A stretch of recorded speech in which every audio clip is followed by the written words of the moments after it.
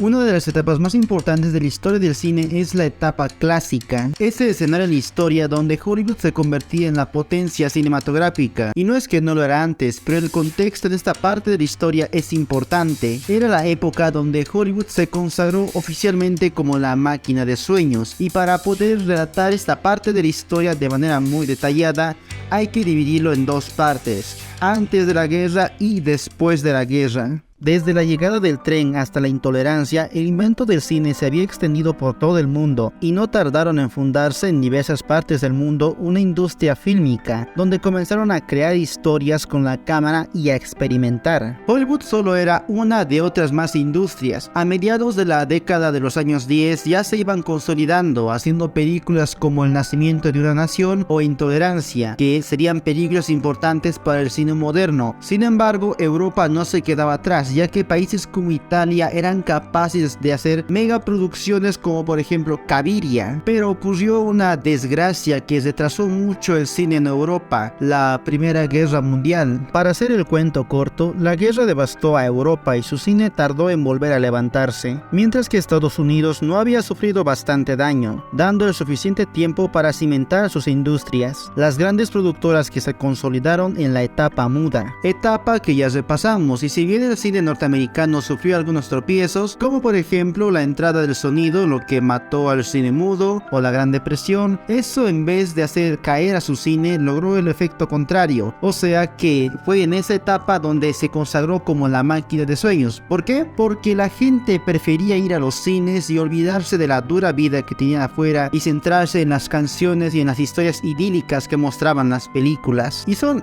estas películas de las que vamos a hablar ahora, películas que aunque son pocas, representan aspectos importantes de la industria cinematográfica, cada rama importante. Las vamos a presentar pero sin ningún orden de jerarquía. Comencemos. Número 1. Scarface, dirigido por Howard Hawks, de 1932. La mejor película de gángsters de la etapa clásica, y lo mejor es que está basado en aspectos de la vida real. A esa etapa, cuando se dictó la ley seca, o mejor dicho, cuando se prohibió vender alcohol, proliferó el crimen y el contrabando. Scarface es la mejor representación de esa etapa, la lucha entre mafias, la violencia y la traición, que a diferencia del resto de películas, no romantizaban a los personajes como tipos corrompidos por la ambición, sino como tipos malos que siempre fueron malos. Además que para su época, la película fue clasificada como extremadamente violenta para su tiempo, pero que eso le da unos puntos extra. Número 2. Sopa de ganso, de 1933. Las comedias eran el mejor escape para las personas, y los genios detrás de esta cinta son los hermanos Marx, unos genios de la comedia, en especial con su ironía y niveles de locura. Sobre todo esta, una de sus mejores películas, donde cada chiste o momento hilarante es algo que ya hemos visto en comedias posteriores. Además que la película tiene un injerto de musical, lo cual lo convierte mucho más simpática, y además tiene una canción bastante increíble.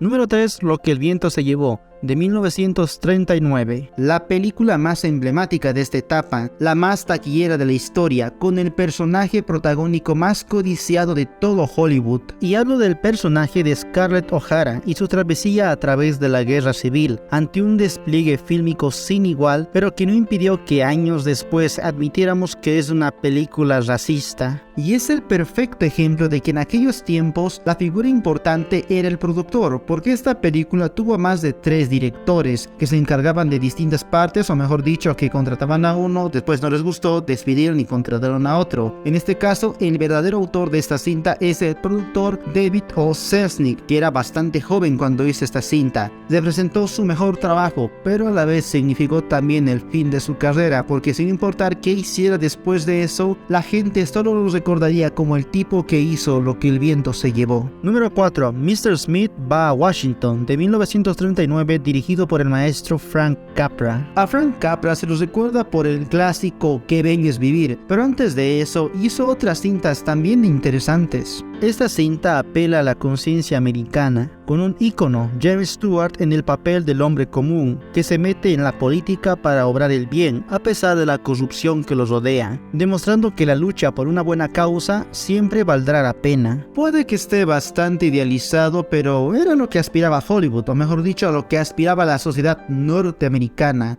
¿Lo consiguieron, sí o no? ¿O puede que hayan conseguido un efecto contrariamente hecho al revés? ¿Quién sabe? Y número 5, Meet Me in St. Louis, dirigido por Vincente Minnelli de 1944. Cuando apareció el cine sonoro, también apareció los musicales. Es más, uno de los momentos más importantes de la aparición del cine sonoro es precisamente una canción. Y esta cinta en especial tiene el honor de ser el primero. El primero donde los personajes se ponen a cantar y bailar como algo normal. Antes de ello tenían que justificar todo eso con escenarios de teatro. En este caso optaron por hacerlo como algo normal de la vida, técnica que han tomado todos los musicales hasta ahora. Sus personajes e historias son planos y superficiales, pero son las canciones y los bailes lo que precisamente hace icónica esta película.